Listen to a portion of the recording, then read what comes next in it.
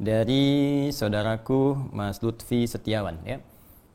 Assalamualaikum Ustaz, semoga Allah Subhanahu wa taala selalu memberi kesehatan pada Ustaz. Semoga Allah memberikan kepada Anda lebih daripada apa yang Anda doakan kepada saya.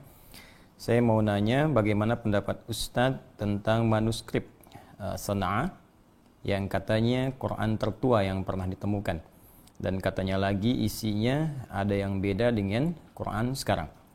Semoga Ustaz sudi membaca dan menjawab pertanyaan saya ini supaya saya lekas tercerahkan. Terima kasih Ustaz. Wassalamualaikum warahmatullahi wabarakatuh.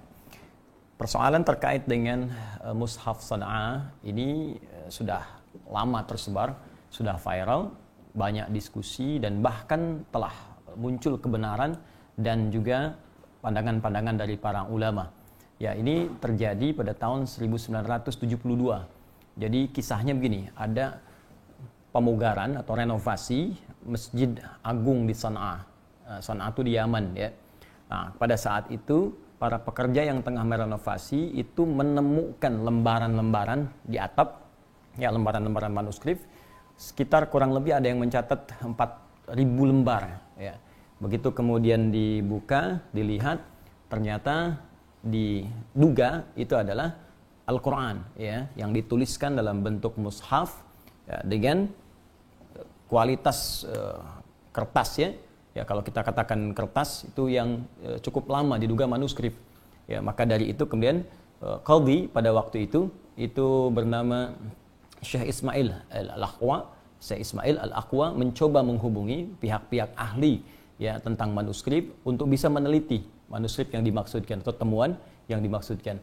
Maka pada saat itu ada pakar manuskrip di Jerman yang bernama Gerd Pune ya, Gerd Pune ya, kurang lebih seperti ini. Ya, Gerd Pune. Gerd ya, Pune dengan temannya von Bettmer ya. Jadi ini dihubungi, minta bantuan untuk diteliti.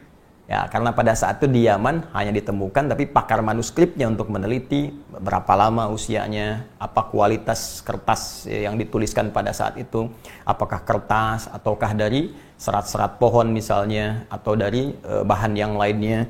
Maka dimintakan kepada ahli manuskrip ini untuk bisa diteliti, dan tentunya dengan mengumpulkan juga ulama-ulama lokal untuk bisa bersama-sama bersinergi mengerjakan proyek yang dimaksudkan. Dan kesimpulannya sangat menarik. Ketika itu diteliti, kemudian diurutkan satu persatu dan tidak ada persoalan. Kemudian saat proses itu berlangsung tidak ada masalah. Ini yang jadi hal yang sangat menarik. Gerd Pune ini tanpa diketahui oleh Qadhi Ismail Al-Aqwa yang dari Yaman tadi, itu tiba-tiba menulis sebuah keterangan ya kepada satu perwakilan majalah di Amerika namanya Atlantic Monthly ya. Jadi ada satu majalah namanya Atlantic Monthly ya. Ini majalah bulanan ya. Nah, disampaikan di situ bahwa manuskrip yang sedang diteliti itu ternyata berisi Al-Quran dan berbeda ya, dengan urutan-urutan atau mushaf yang sudah ada selama ini yang hadir di kalangan umat Islam. Ini berita muncul di tahun 1999. Jadi 1999 dari kejadian 1972 yang ditemukan tadi, kemudian diminta untuk ditelitikan. Beberapa waktu setelahnya, tahun 99 muncullah kemudian satu keterangan di majalah Atlantic Monthly tentang hal yang disampaikan. Nah, ketika itu menyebar dan ditemukan kemudian bacaan itu oleh seorang pemikir muslim, maka dikonsultasikan kepada Qadhi tadi, ya Ismail Al-Aqwa tentang kejadian ini, maka disuratilah kemudian, diminta klarifikasi. Ya, bahkan diminta untuk menjelaskan kepada Gerd Pune dan kawannya tadi, apakah benar yang Anda sampaikan di majalah ini. Ternyata yang paling menarik, beliau sampaikan, Gerd Pune ini dan kawannya memberikan klarifikasi tertulis. Yaitu viral juga, Anda bisa temukan di keterangan-keterangan sekarang, mungkin kalau Anda googling juga Anda temukan, bahwa dia sampaikan, nggak ada yang beda kok. Semua sama. Ya, hanya memang, ini yang paling menarik, ada satu khas ya, yang nampak pada mushaf yang diteliti itu, yang menunjukkan bahwa urutan di mushaf itu diduga kuat adalah urutan yang dituliskan di awal-awal masa abad pertama Hijrah, ya, yang urutannya kemungkinan mengikuti kepada urutan-urutan seperti sebagian sahabat menuliskan ayat sesuai dengan turunnya asbabun nuzul. Jadi ada beberapa sahabat yang menuliskan ayat, begitu turun, tuliskan, begitu turun, tuliskan, begitu turun, tuliskan. Ini di awal-awal fase masa ayat-ayat turun kepada Nabi Sallallahu Alaihi Wasallam.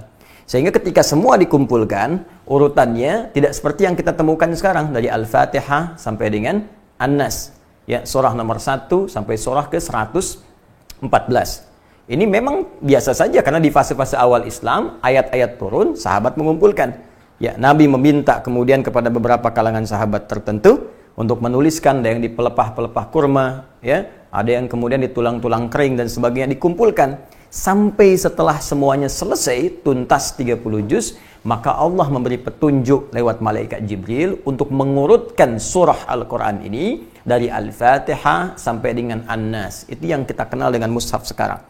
Ya, maka diurutkan keseluruhannya, rapi tersusun, sampai kemudian di masa sahabat Abu Bakar As-Siddiq, atas usulan beberapa sahabat, dikumpulkan kemudian, ya, itu semua. Lalu di zaman Umar bin Khattab, ya, disatukan itu menjadi bagian dari mushaf. Di zaman Uthman diperbanyak dan disebarkan sampai sekarang, sampai disebut dengan mushaf Uthmani.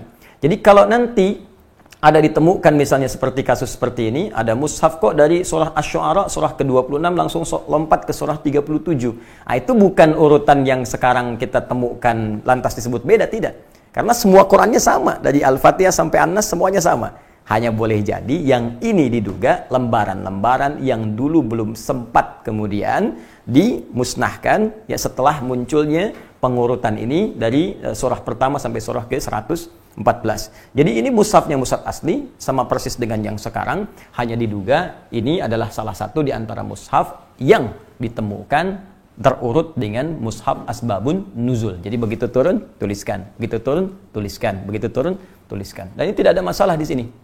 Ya, jadi sesungguhnya mushaf yang dimaksudkan tidak ada persoalan, dan pada akhirnya semua mengklarifikasi bahwa mushaf Son'a itu adalah mushaf di antara mushaf yang tertua, yang sama persis semua bacaan Qur'annya, tidak ada yang beda dengan apa yang kita bacakan sekarang. Adapun jika ada urutan kemudian ditemukan berbeda dari surahnya, maka itu bukan perbedaan dari surah dan tidak esensial, tapi ini barangkali menunjukkan kepada urutan ketika surah-surah itu diturunkan kepada Nabi Muhammad sallallahu alaihi wasallam. Allah taala a'lam bissawab. Jadi kalau ada orang yang mengatakan sekarang misalnya, oh ini mushaf Son'a menunjukkan Qur'annya beda dengan yang sekarang, dia kurang pengetahuan. Kemungkinan dia jarang baca Qur'an, dia tidak tahu Qur'an, sehingga dia tidak mengerti tentang kaidah-kaidah Al-Qur'an. Ya, jadi saya simpulkan lagi, sekali lagi, mushaf Son'a adalah mushaf di antara mushaf tertua yang pernah ditemukan di dunia. Dan ini menunjukkan mukjizat kebenaran Al-Quran pernah diturunkan pada Nabi Muhammad SAW, bukan rekayasa Nabi. Ya, yang kedua menunjukkan bahwa Al-Quran diturunkan kepada Nabi berurutan sesuai dengan peristiwa-peristiwanya, sampai kemudian diperintahkan untuk disusun sesuai dengan urutan Al-Fatihah sampai An-Nas seperti yang kita bacakan saat ini.